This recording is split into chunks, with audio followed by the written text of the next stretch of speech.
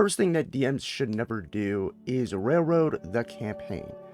Railroading the campaign literally means that there's a set path, and the players walk that path, and so do the DM. No one can deviate from that path. And most of the time, if players deviate from the path, the DM forces them back on it through any means. They do it either by hurting the players, basically killing their players, the characters, I mean, if you know what I mean. Uh, they make it so that the players will never deviate from it.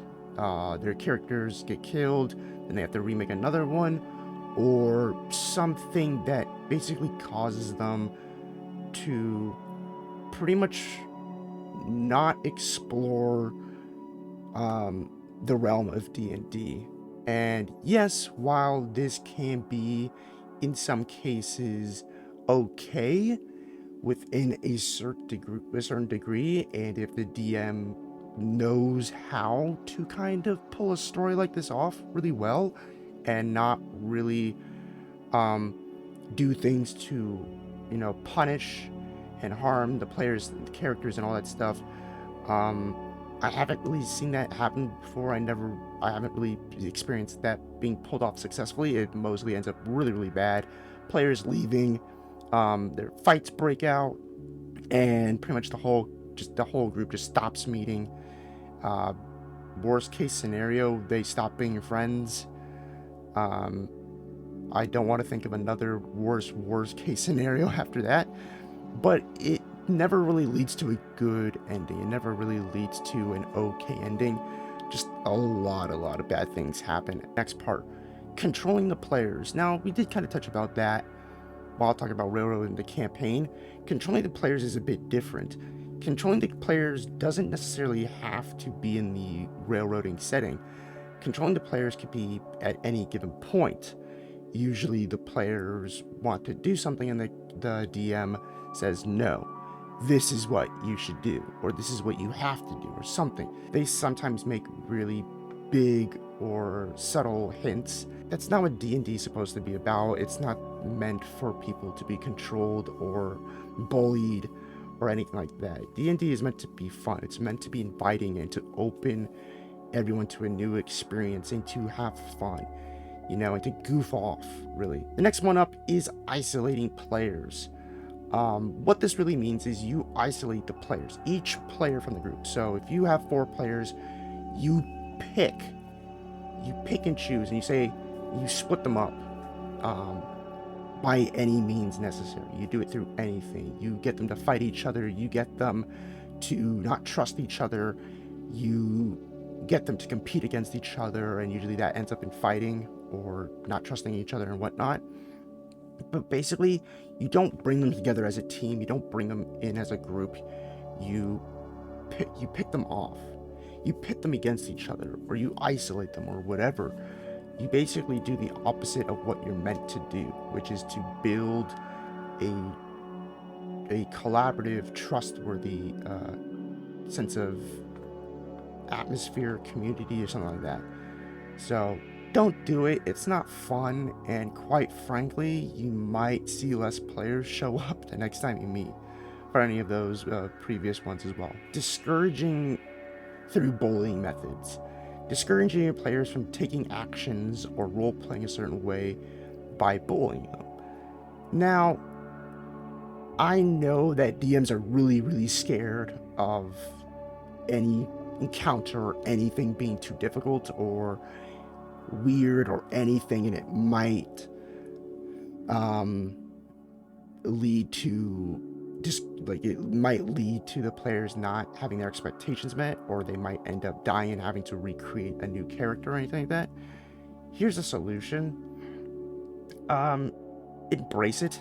If the party dies, they die. Guess what? Build the setting where they get to escape hell or escape heaven or something. Build a setting around that. Okay? Encourage them through the positives. Encourage them. Don't just say you can't do it. Try to pose it as a question, or even then, I don't know if that sounds about right. Just encourage the players to talk amongst themselves. If the party is asking questions. Tell them to talk it, to discuss it amongst themselves, to brainstorm an idea, to brainstorm something. Brainstorm a way to tackle an encounter, a dispute amongst, two royalty parties or something like that.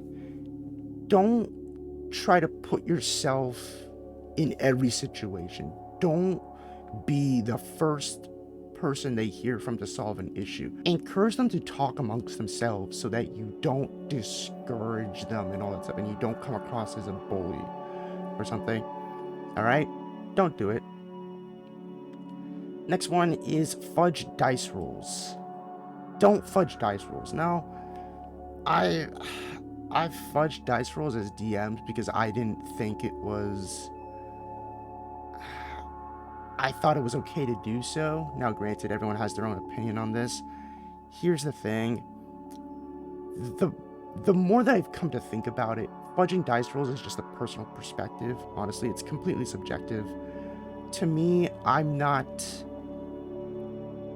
all for it, but that doesn't mean I'm all against it. Like, maybe like once every 10 sessions or something where you really think that it should be done.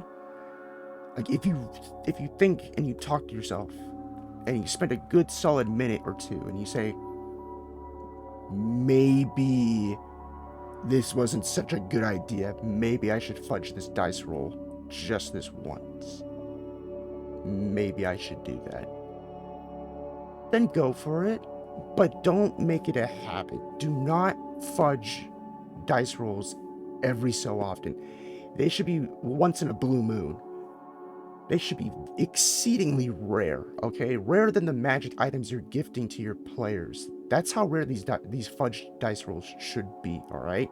Yes, you might be afraid if, someone at your table dies, like their players, like the character's just dead and you have a player just sitting there doing nothing.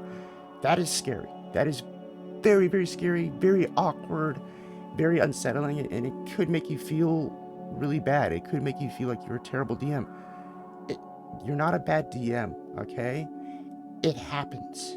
It totally happens. It is understandable.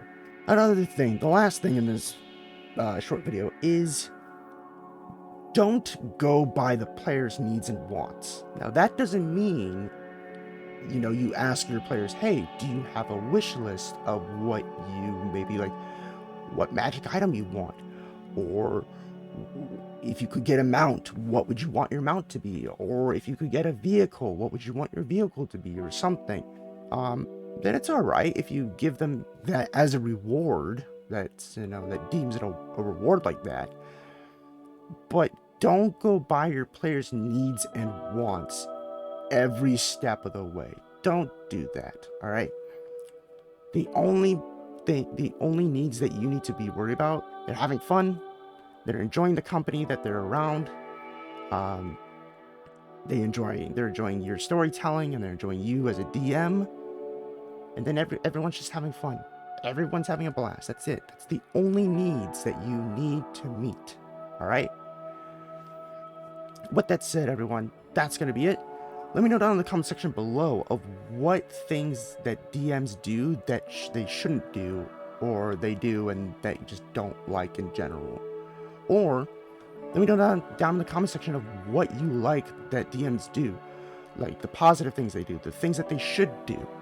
So let me know down in the comment section below. And as always, Vara Viking, score!